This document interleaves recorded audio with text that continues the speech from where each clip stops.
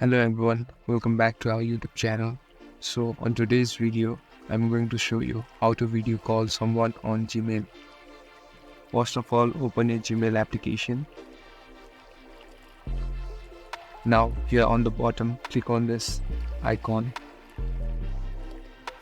Now click on new meeting. Here select start an instant meeting.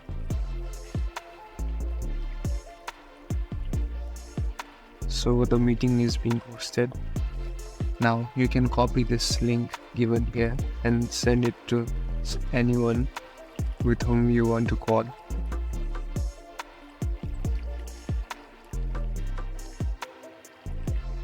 So this is the way how you video call someone using Gmail. Thank you for watching this video. I hope it helped you.